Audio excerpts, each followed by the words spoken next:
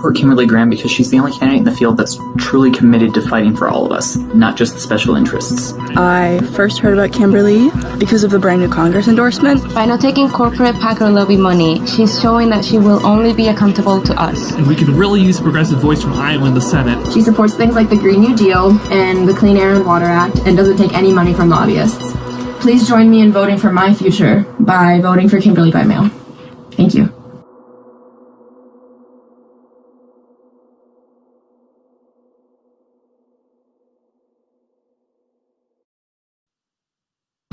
Running for office during a global coronavirus pandemic, and the Iowa primary election is only 2 weeks away.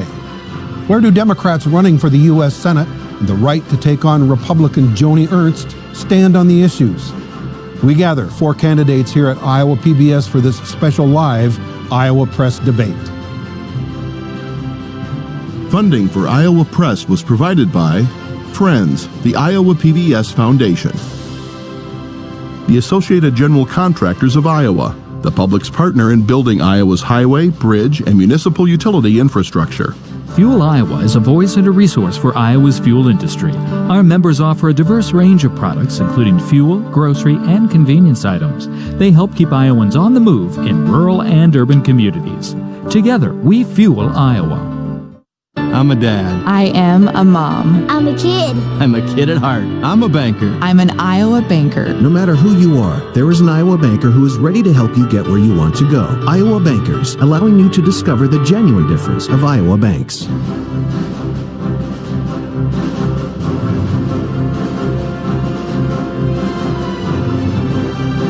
For decades, Iowa Press has brought you political leaders and newsmakers from across Iowa and beyond. Live from the Iowa PBS studios in Johnston, Iowa, this is a special U.S. Senate Democratic primary debate. Here is moderator David Yepsen. In 2020, Iowans had barely transitioned away from the presidential caucus season before a global pandemic changed the daily life across the country. But election year realities and the gears of democracy still churned forward with the June 2nd primary only weeks away. Joining us tonight for a live debate at Iowa PBS studios are the 4 candidates seeking their party's Democratic nomination for the U.S. Senate.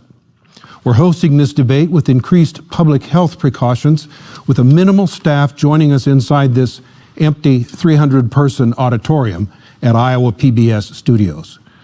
There is no audience on site tonight, and candidates are separated by more than 6 feet with plexiglass barriers between them. Now to introduce those candidates. Kimberly Graham is an Indianola-based attorney and advocate for children and families. Eddie Morrow is a Des Moines businessman and former coach and teacher. Mike Franken of Sioux City is a former U.S. Navy Vice Admiral. And Teresa Greenfield of Des Moines has worked in urban planning and as a real estate and development executive. Welcome to all of you. Thanks for being here. Thank you. It's a pleasure. And joining us in tonight's debate questioning is Kay Henderson, News Director for Radio Iowa. I would like to open the questioning with a question about electability. And we'll just go down the line. I'll start with you, Kimberly Graham. Why are you the most electable Democrat in this race? Why are you the Democrat who can beat Joni Ernst? Well, there are several reasons. I think that first we need to look at how somebody has campaigned so far. It is absolutely possible that a more progressive Democrat can win a statewide race in Iowa. I have a couple words to say about that. Tom Harkin. He once won all except one county in this state. And Tom Harkin went everywhere and listened to everyone, even and especially those with whom he disagreed. And that is how you win. I've been an advocate and attorney for abused kids and for parents in juvenile court for the last 20 years. And I've also been a family law mediator. If you want to get good at actively listening to people, become a mediator, because that is the #1 skill. And I believe that Iowans are going to give any candidate a chance that they believe is doing this for the right reasons, that is there for them, and that is going to always put people over profits.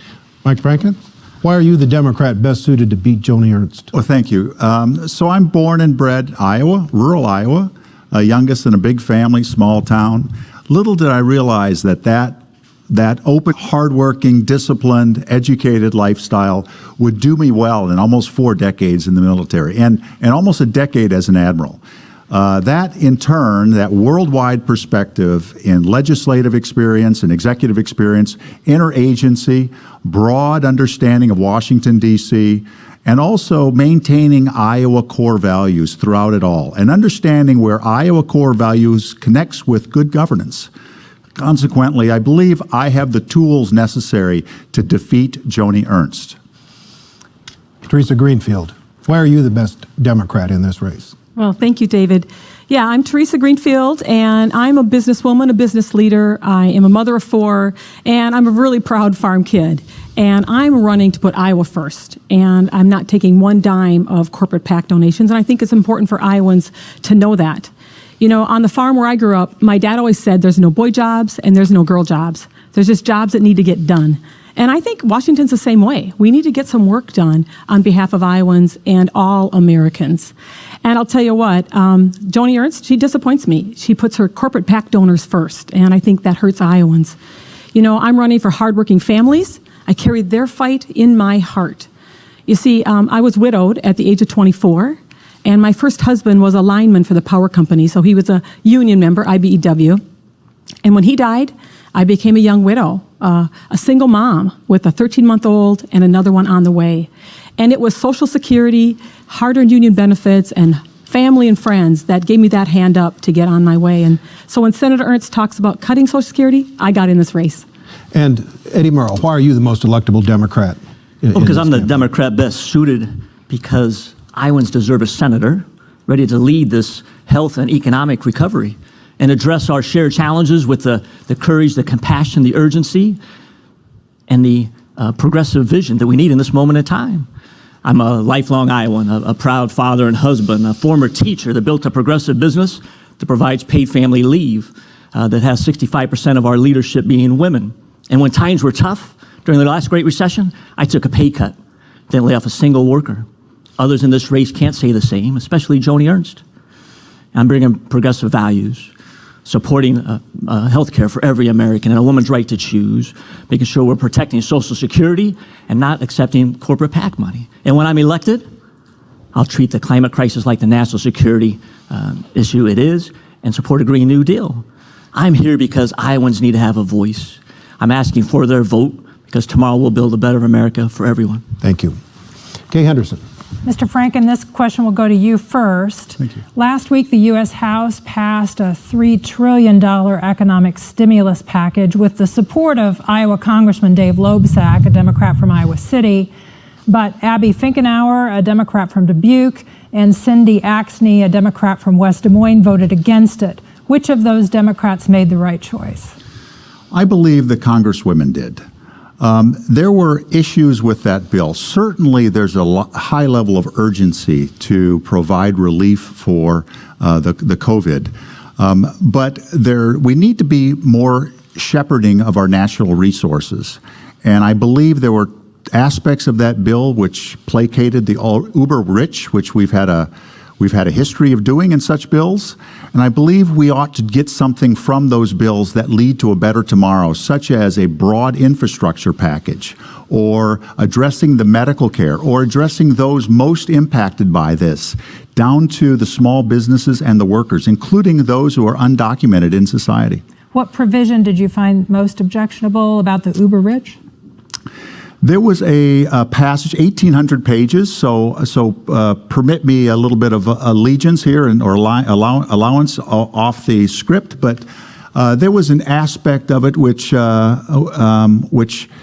promoted a tax break associated with some previous aspects. I mean, I don't know the aspects, but it is. I found it offensive. Kimberly Graham, would you have voted for that bill if you had been in the U.S. House? I know you're running for the Senate, but did Congressman Loebsack make the right decision? Well, that's a good question. Actually, we had already recorded a different debate, and during that debate, I actually said that I'm not sure that I would have voted for it because if, and this is the big operative word here, if it was basically a dressed up additional giveaway to already wealthy corporations that do not need those funds, then perhaps I would have voted against it. However, as Mike Franken just said, it's about 1,800 pages long, and here's what you learn when you deal with laws for a living. The devil is always in the details.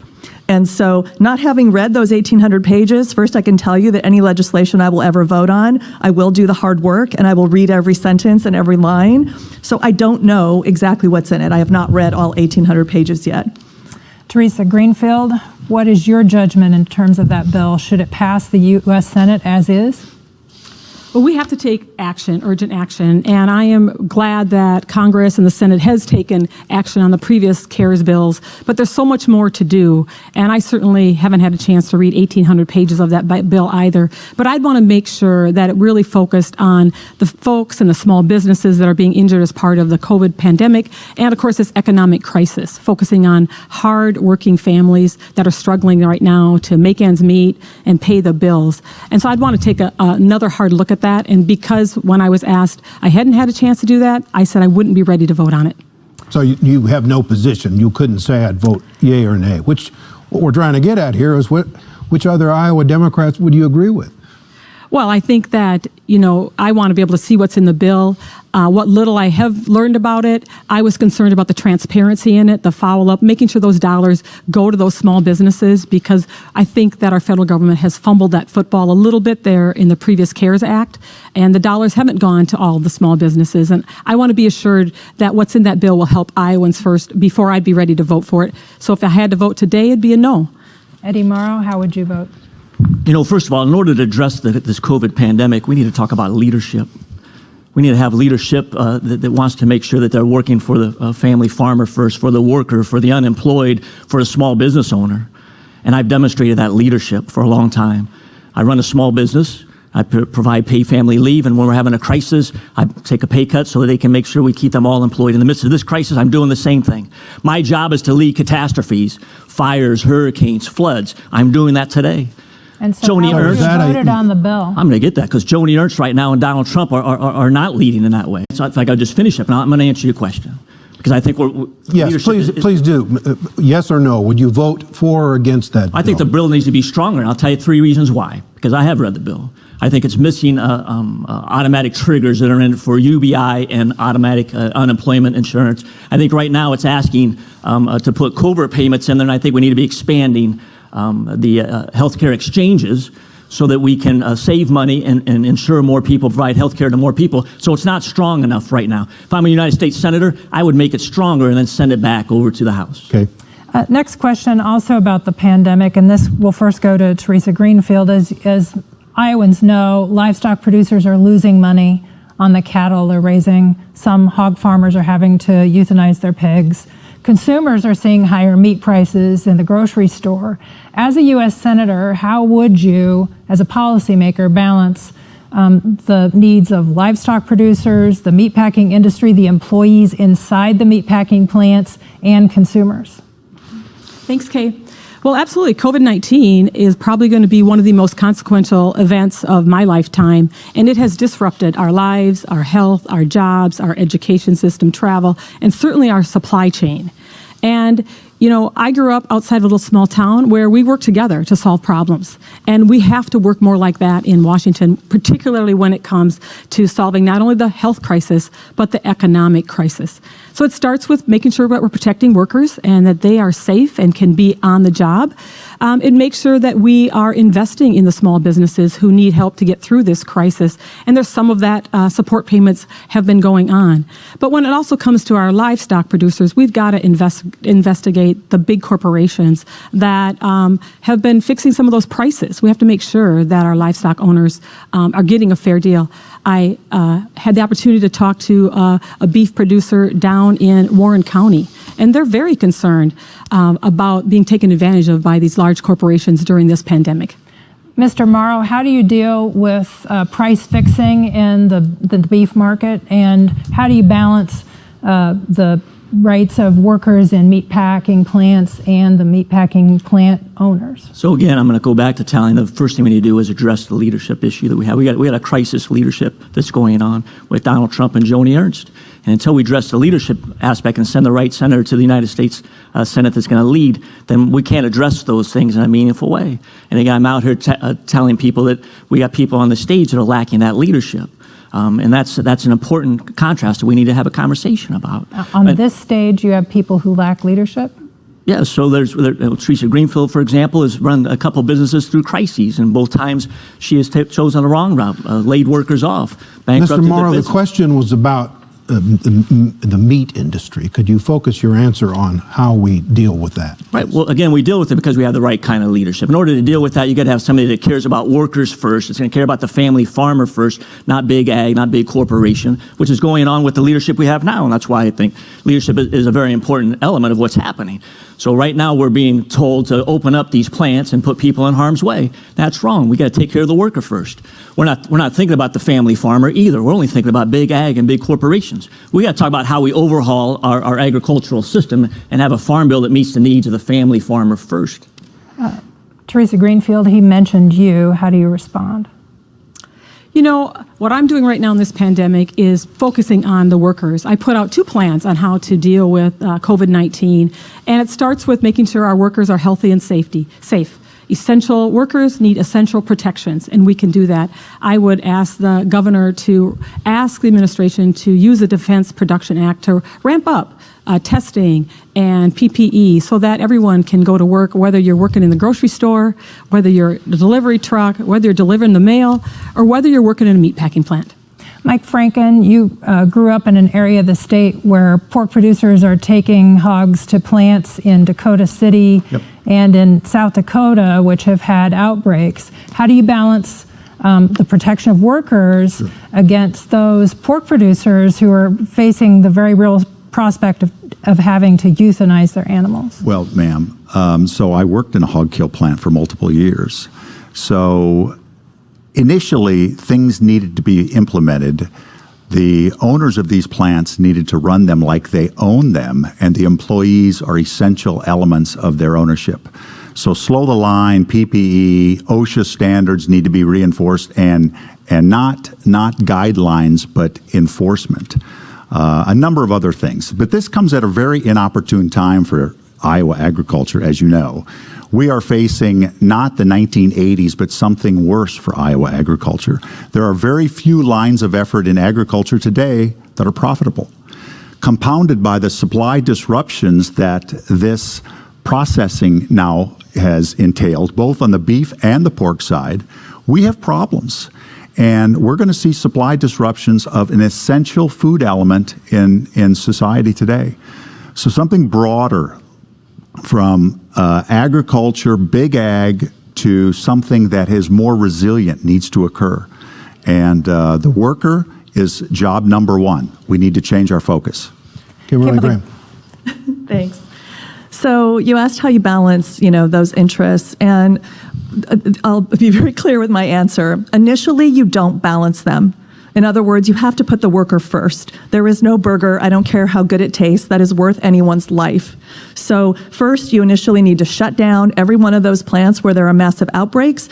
You need to get testing done of every single worker who was in that plant, probably not just once, but down the road several times. You need to get PPE in there. You need to also ultimately reconfigure the plant probably to keep people further apart, sterilize everything, sanitize everything, and then you can safely reopen. But initially, there is no balancing. You have to put people first. And then also, eventually, you need to hold owners accountable. These owners of these plants knew what we all knew for a very long time. The way this spread, that it spreads in close contact, and yet they still had people right up next to each other with no PPE in some cases, no breaks to wash their hands, etc. That is unconscionable, and the owners need to be held accountable. I don't see that happens hardly ever, if ever. And then down the road, you invest in inspectors, and you make sure that you have on-the-ground inspectors going in and making sure that all of these measures are in place that need to be in place. As Mr. Morrow points out, there's a lot of criticism flying about this campaign of each one of you, and I want to turn to a segment here in our conversation about some of the negatives that have been raised about each one of you and give you a chance to respond. So I'll start with you, Teresa Greenfield. The criticism of you is that you're a tool of Chuck Schumer and that it's establishment Democrats who have endorsed you and given you their blessing. Now, how do you respond to that notion that a bunch of out-of-state Democratic leaders are trying to foist you onto the Iowa Democratic Party? Thanks, Dave. You know, getting in a United States Senate race is a serious decision, and I spent months preparing to get into this race, called county chairs, party leaders, activist friends, people I trust to really make that decision. And on the day I announced last June, I decided to focus on building the strongest grassroots team. And it wasn't but a day or two later, 19 leaders from across the state, elected leaders, endorsed my campaign. And from there, we have just kept building a strong team. So today, we just recently announced our 24th union that has endorsed our campaign, representing together, I think, about 70,000 workers across the state. 2 weeks ago, the Iowa AFL-CIO endorsed our campaign. And look, we've had 15,000 contributions from Iowans in all 99 counties. I stay focused on building a strong grassroots team here to win here for Iowas, because I'm putting Iowa first. Okay. Mike Franken, the term that's used for you is the negative carpetbagger, that you spent your career outside of your home area in Iowa, and you've come home just to run for the U.S. Senate. How do you respond? Well, the optimum word was I came home. Yes, indeed.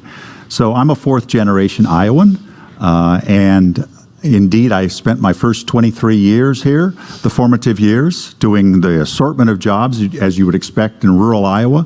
But then I joined the Navy, and I didn't know I was going to stay so long, but almost 4 decades. A great career. No apologies. And every job I've ever served in, I was with Iowans. And anybody who knows me knows exactly where I'm from. So I was privileged, exceedingly privileged, to have the spouse that permitted me to do this race, and also the physicality and the verve and the effort that I would put my life aside to make sure I won. Joni Ernst ran on 3 qualities. So to ensure you have a candidate that wins, you need to negate those out of the gate.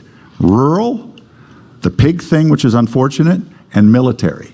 I do those, Trump by a long shot. And ultimately, with my legislative experience, I lay bare her voting record. And that is her biggest weakness.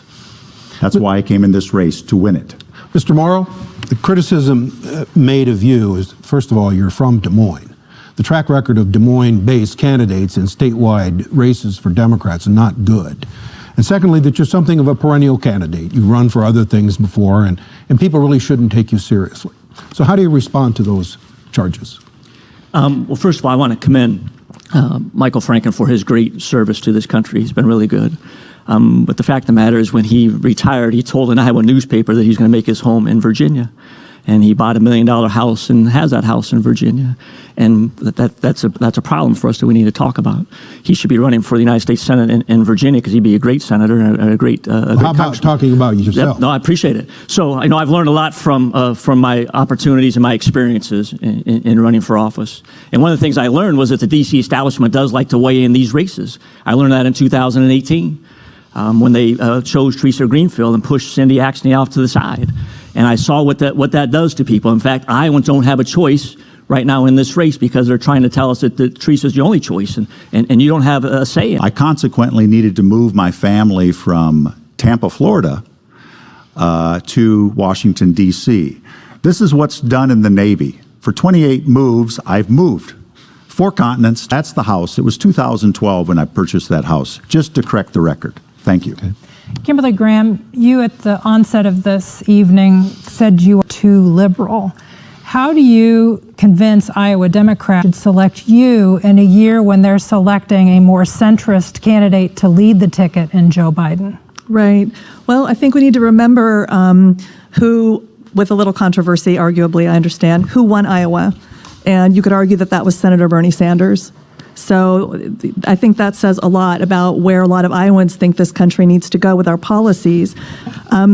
The only neutral poll done in this race so far by the Des Moines Register in early March had our campaign coming out on top for both name recognition and favorability. I think that says a lot about the traction that our campaign has been able to gain over the little over a year now that I've been traveling all over the state. We got to 85 counties out of the 99. We did the rest online. So we've been to all 99 counties, either in person or virtually now. Again, I would say we need to remember that Iowa has a very lengthy history of electing progressive, or progressive for their time at least, candidates, Berkeley Bedell, Tom Harkin, and let's not forget the self-described skinny kid with the funny name and the big ears who came here in 2007, campaigned all around this state on universal single-payer health care, I will also remind everybody, and was elected twice by this state. So he won twice, Barack Obama did. I think that it's just ridiculous to say that somebody is too liberal for Iowa. Actually, that's what the Republican Party is calling me, too liberal for Iowa. But Ms. Graham, you have not run for office before, have you? No, none of us have held elected office before. Tom Harkin got there on his second go to Congress. Berkeley Bedell got there on his second go to Congress. Barack Obama served in the Illinois Senate. He served in the legislature there. Yeah. You've not run for office before.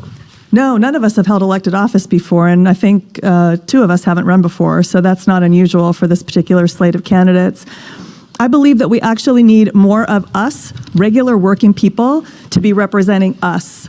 And so when we get that, we will stop getting this nonsense of voting for tax breaks for wealthy corporations that don't need them, and we will start investing in regular people. And until or unless we get regular people like me, a single mom with massive student loan debt, who has been representing people mostly in poverty in Iowa for 20 years and standing up and fighting for them, we will not see a change ultimately for our country. Okay, I want to switch to policy issues, and I want to talk about trade. We'll start with you, Mr. Morrow. What do you do about China? How do we conduct a trade policy that keeps the Chinese from stealing our secrets? And how do we deal with the tariff question that President Trump has put on the national agenda?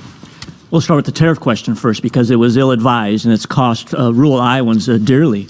And throw on top of the COVID pandemic, now we've doubled down on how farmers are struggling and how our communities are struggling today. Overall, with what we need to be doing with trade is trying to instill the stealing of intellectual theft, enforcing those regulations, using our diplomatic efforts, not tariffs and not trade wars, because that's really harming farmers in Iowa, harming Iowans, harming other people in other industries that have been impacted by that. We want to make sure that we do press China. But we also need to stop misleading people. There's been a deceptive conversation going on that we need to have equal trade. And that's just not accurate. There's nothing wrong with having a trade imbalance. We've been benefiting from that trade imbalance for a very long time. And Donald Trump has been trying to use that to create this division between China and the United States. Yes, do we have work to do with our trade imbalance with China? Do we have to do some work on the intellectual theft that's going on? Absolutely. But we shouldn't be doing it on the backs of farmers, which we've been doing up to this time. And Joni Ernst hasn't said a word about it. Kimberly Graham, trade. Yes, well, you mentioned also trade secrets and stealing, theft, and that kind of thing. One of the investments that I don't think that we're making at the level we need to is in cybersecurity. You know, we've had a lot of problems with that, and I think we need to be really focusing on a lot more than we have been. Regarding the tariffs and the trade wars, again, this just takes us right back to this current administration that continues to put profits over people and or centers their ego, the ego of the person in the White House, over what is good for working people. We also need to start consulting regular people that will be affected by policy before we implement it. And I don't see that happening enough in this country. We make these decisions up here, and those decisions should be made in consultation with those that it is going to affect the most, and they should have the most input. Mr. Franken, trade. To answer your question specifically, you don't do trade policy individually. The way you do this, and I've written and signed numerous international agreements, is you develop a consortium of like-minded entities, countries, corporations, as it may be, and then you go together as a block. And you know where your trade space is, you know where China's trade space is, and you find an accommodation. And you're tough, and you use experts. This is where this administration falls. They're neither tough, nor are they experts by a long shot. And they do trade by tweet. Absolutely wrong. And consequently, from agriculture to intellectual property to cyber theft and a whole broad list of items. This administration has ostracized us from our partners and has gone it alone, and consequently, we will fail with China. And Teresa Greenfield. Thank you. You know, strong international relations are good for peace, and they're good for prosperity, and they're good for Iowans' pocketbooks. And I'll tell you, as someone who grew up during the farm crisis, my family struggled with the Russian grain embargo. I watched tractors roll into Washington, D.C. Our farmers are struggling again, and I take it pretty personal. I went to auctions where families lost everything, and it was sold off from the hay rack, and they left our communities. As I've traveled the state and talked to farmers in O'Brien County and Fayette County and Floyd County and Guthrie County, they want their markets back. Between haphazard trade, ethanol waivers, net farm income is down 75% since 2013. Bankruptcy rates are at an 8-year high. Joni Ernst, she's no friend to our farmers. And we need to elect a senator that will be a friend to farmers, our main streets, our small manufacturers, because we're a state of small towns and small businesses. Okay. This will first go to Kimberly Graham. Iowa's ethanol industry is hurting. What, if anything, should federal policymakers do to support the industry? Well, for starters, federal policymakers, and namely Senator Ernst, should not be just kind of looking the other way and singing tra-la-la while these waivers go in place for these giant corporations that those waivers were never intended to work for. Those waivers are supposed to be for very small refineries that actually need them. And again, this is a perfect example of this administration just doing whatever's going to benefit the already wealthy corporations. So I would be standing up and fighting for policies that would, in the short term, get rid of those waivers and make sure that the ethanol industry has what it needs to keep employing the tens of thousands of people that it employs in Iowa with good jobs. Eddie Morrow, there's a proposal in Congress that would give ethanol producers a per gallon incentive right now to sort of supplement their income in the wake of these huge profit losses in profits. Would you support that kind of move? I would ask that it goes further because it's not far, it's not deep enough, it's not strong enough. So we need to do more with that, and there's no doubt about it. But we got to talk about overall again. We're going to talk about waivers and the ethanol industry. We got to talk about campaign finance as well, because campaign finance money is getting in the way of Joni Ernst and others, keeping them from really standing up for farmers. That fossil fuel money is a big problem. And without her really standing up strong for Iowa farmers, then they're going to continue to be left behind. And again, campaign finance money in this race, primary, is also a problem. So we have candidates that are taking fossil fuel money, tens of thousands of dollars worth of fossil fuel money. And that's a problem. It's going to be hard for them to stand up for those family farmers instead of the oil industry as well. And who are you accusing of that? Well, that would be Ms. Greenfield, who's telling us that she doesn't take corporate PAC money, but that leadership PAC money that she gets is full of pharmaceutical money, of fossil fuel money, of big ag money, and all kinds of money. And her and Joni Ernst both get to hide behind that kind of dark money. Ms. Greenfield, do you want to reply to what Mr. Morrow just said? I think it's important for Iowans to know that I've taken a pledge not to accept one dime of corporate PAC donations, and I'm thrilled to do it. I've been endorsed by End Citizens United. And I'll tell you, one of the jobs that needs to get done is to end political corruption. It is the very first plan that I put out because of all the things we're going to talk about tonight. None of it's going to get done until we end dark money in politics. And Senator Joni Ernst, she voted for a fossil fuel lobbyist to head the EPA, who promptly issued those 85 ethanol waivers that have devastated our market. They need a senator that won't take one dime of corporate PAC donations, and I'm ready to be their next senator. Can we go back to Kay's question? What was Kay's question? Well, you've all talked about the waivers, except we have yet to hear from Mr. Franken.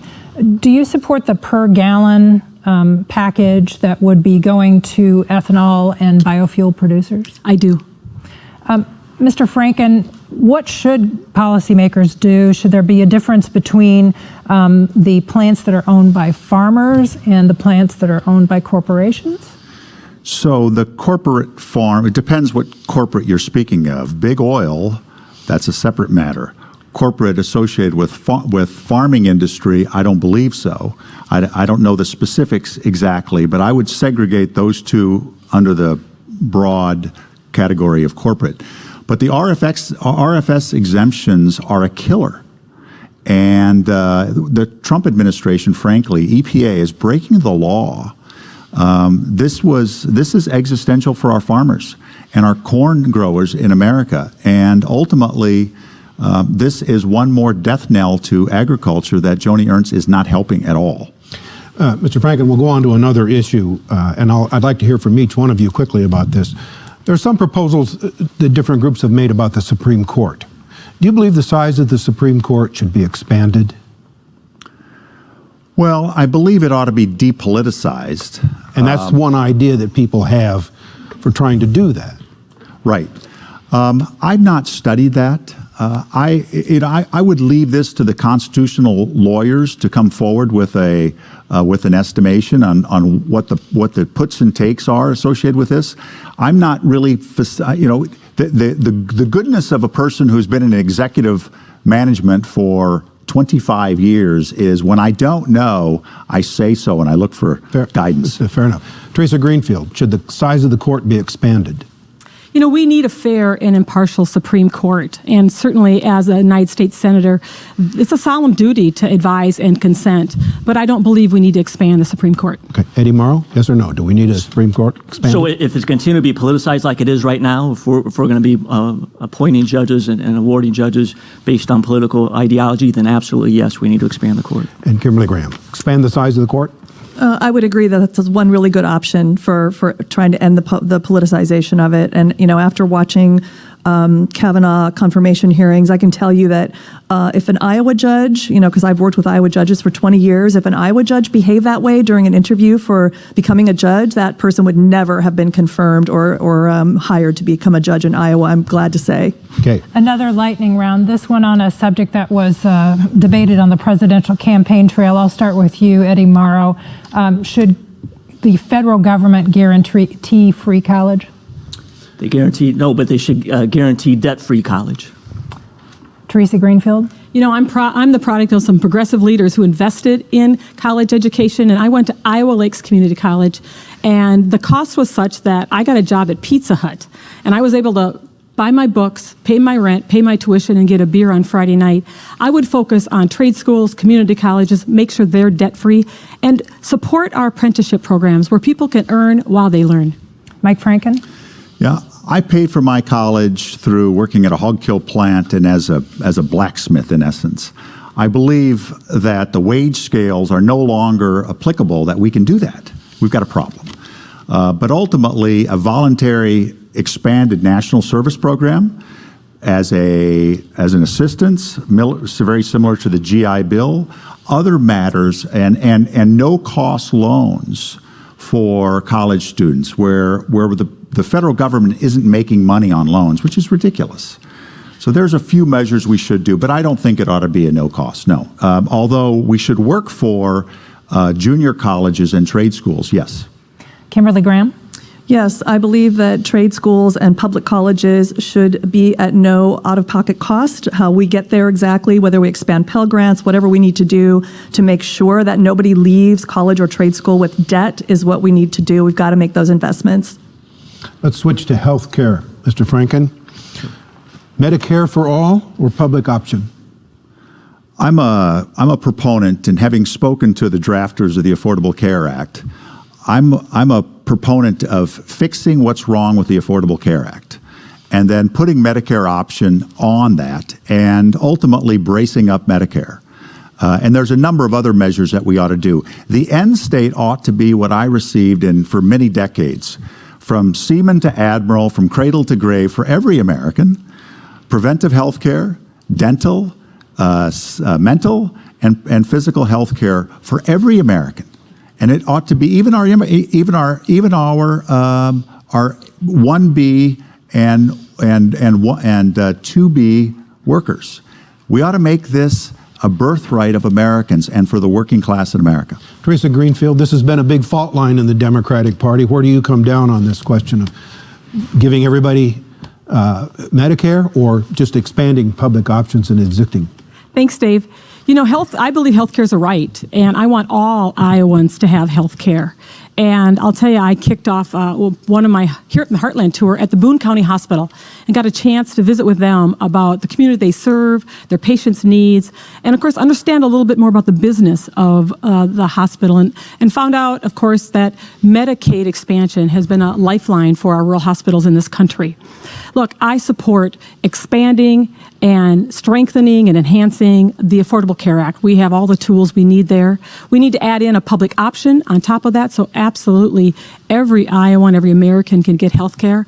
And then finally, Iowans are being gouged by pharmaceutical companies on prescription drug prices. We need to make sure that Medicare is negotiating to bring those costs down. Eddie Murrow. So I believe in health care for every American.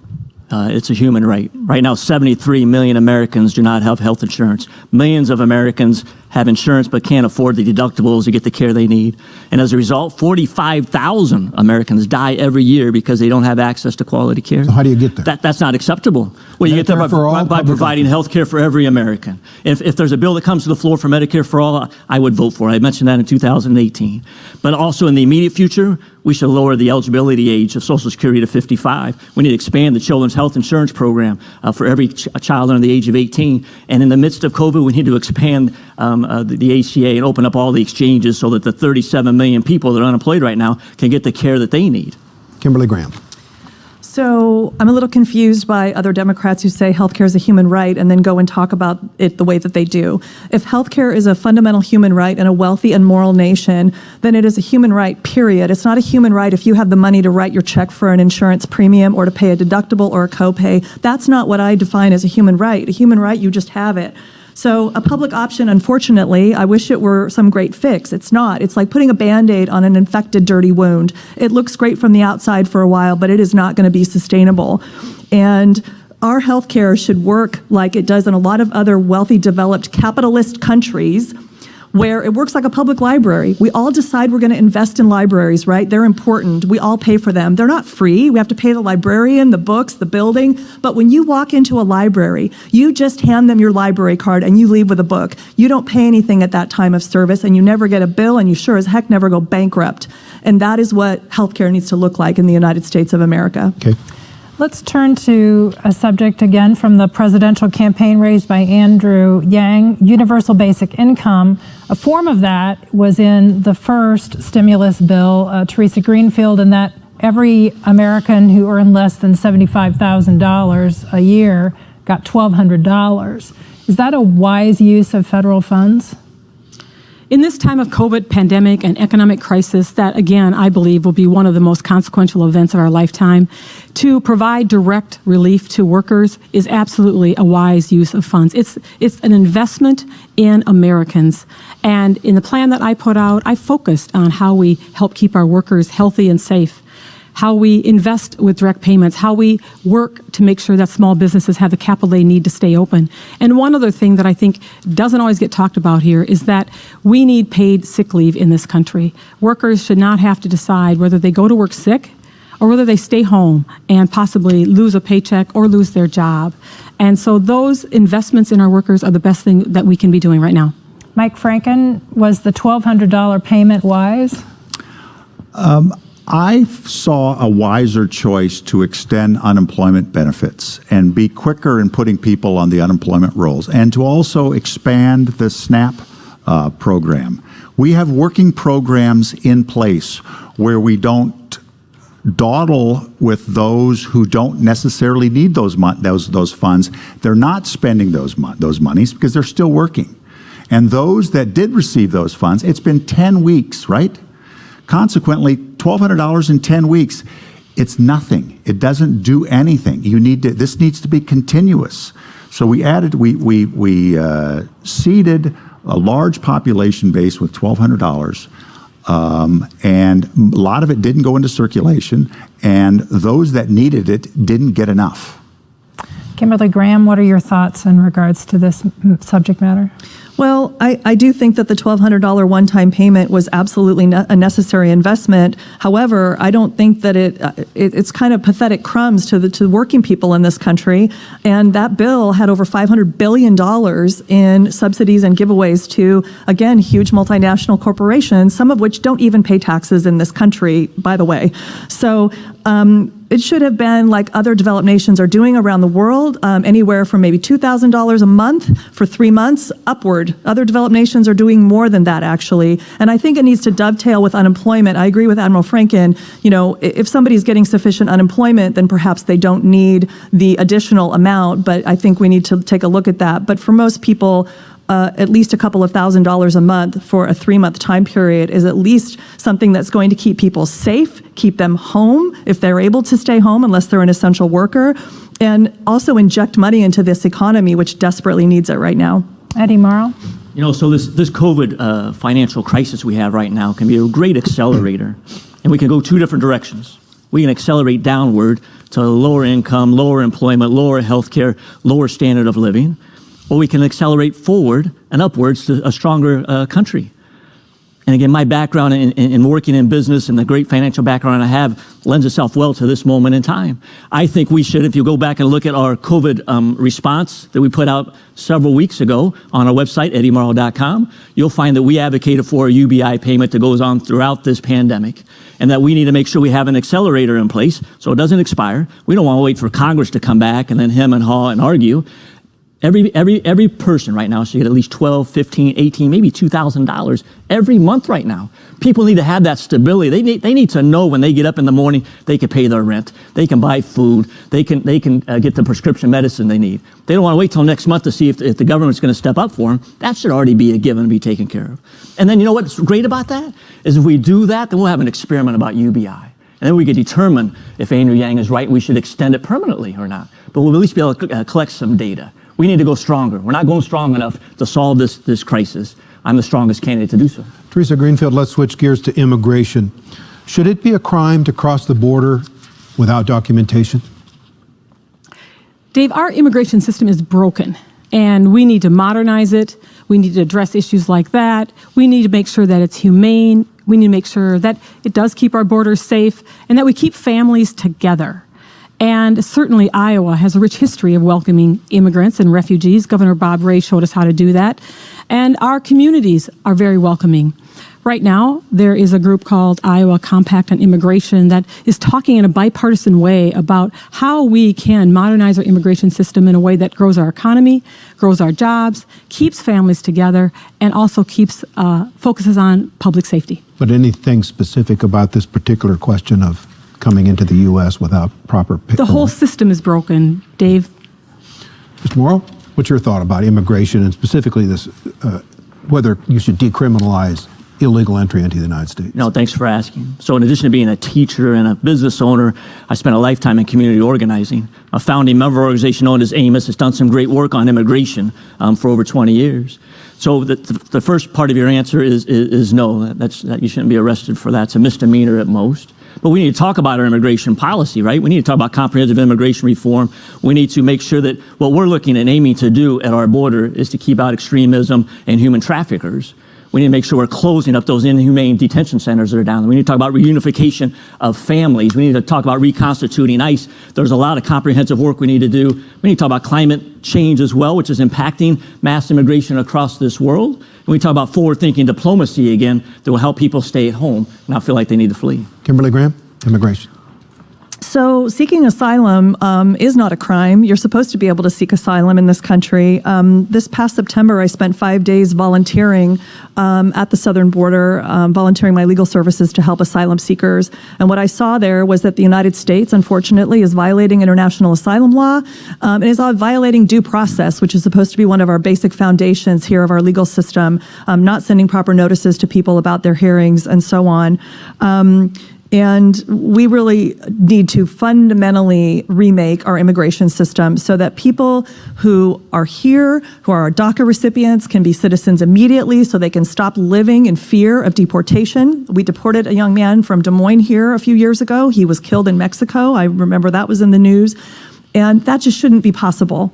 It shouldn't be possible to deport someone who was brought here as a child and doesn't even know the country that they came from. So we have a lot of remaking our laws to do. We need to get rid of the 3- and 10-year bans. We need to make worker visas more easily available so people can work here with documentation and so on. Mike Franken. It's not a crime. Get the kids out of the cages.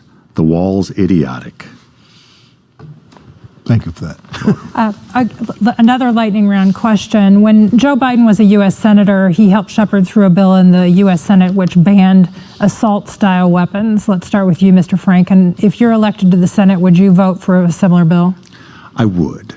And I've got a lot of experience with guns, as you can expect. No one's going to gunsplain me in this Senate.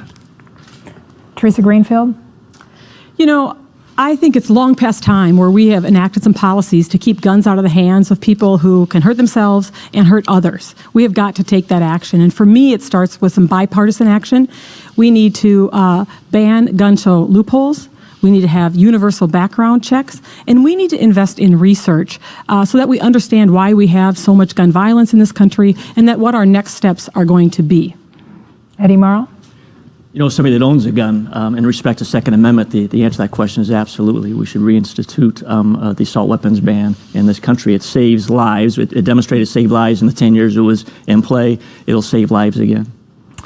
Kimberly Graham? So my dad is a former Marine and a Golden Eagle NRA member. He's been an NRA member for over 50 years. I was talking to my dad about this question, and he said this: if you need an assault weapon to hunt, you have no business hunting. If you need an assault weapon for anything else, you don't need one, because what they're really good at is killing a lot of people in a short amount of time. And I'm with my dad. I think we should reinstate the assault weapon ban. I want to move to the issue of climate change. We've talked about pieces of that, but Mr. Franken, what do we do? What do Iowans do about this problem that doesn't hurt our economy? Like, I'm thinking of restrictions on the cattle industry, for example. Sure, it doesn't hurt our economy now, but the flooding and the erosion and the soil deprivation, all of those things it does indeed. Ultimately, we should start local, individual. What can you do about it? And then expand internationally. Reinstitute, rejoin the Paris Accord, make it more strict. Iowa is going to be a net beneficiary of climate addressing issues, including carbon sequestration. This will be good for Iowa. There's a whole plan to execute, and ultimately we need to get on board and embrace this and make Iowa agriculture simpatico with climate change. Teresa Greenfield? We need to confront climate change. The science is very clear. We have a man-made global climate crisis on our hands, and we need to take urgent action. Iowans know what climate change looks like. It's the flooding we've had in southwest Iowa and southeast Iowa. It's those 3-inch rains that really affect our agriculture industry here. And so for me, I think we start with reducing our carbon footprint, getting back into our international accords, working towards our 2050 goals. But there's an enormous opportunity here to grow renewable energy jobs right here in Iowa. And we need to invest in that research so that we grow jobs and are leaders in renewable energy. Kimberly Graham? Well, we need to implement this resolution called the Green New Deal.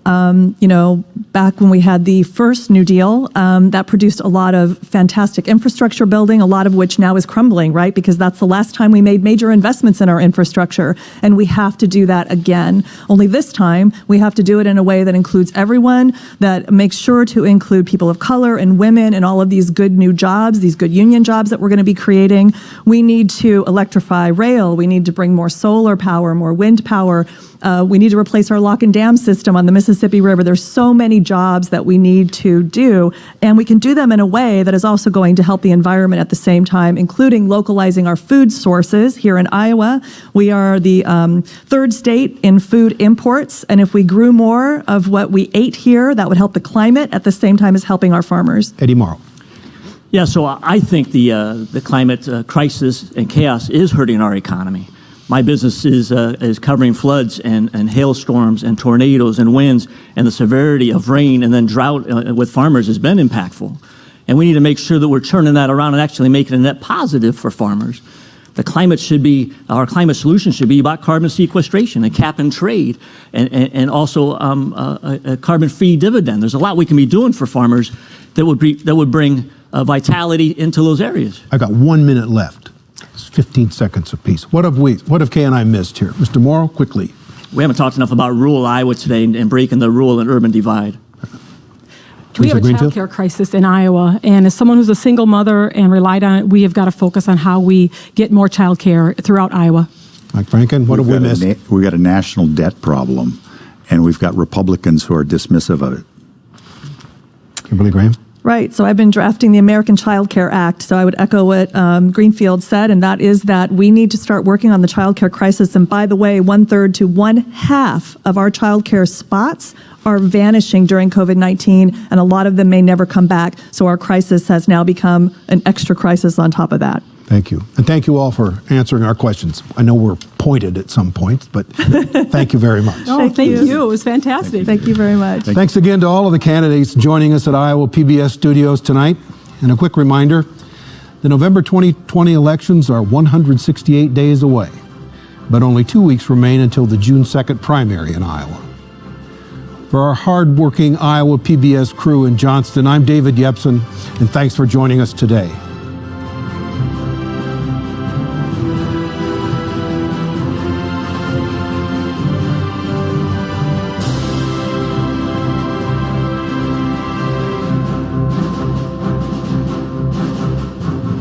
Funding for Iowa Press was provided by Friends, the Iowa PBS Foundation, the Associated General Contractors of Iowa, the public's partner in building Iowa's highway, bridge, and municipal utility infrastructure.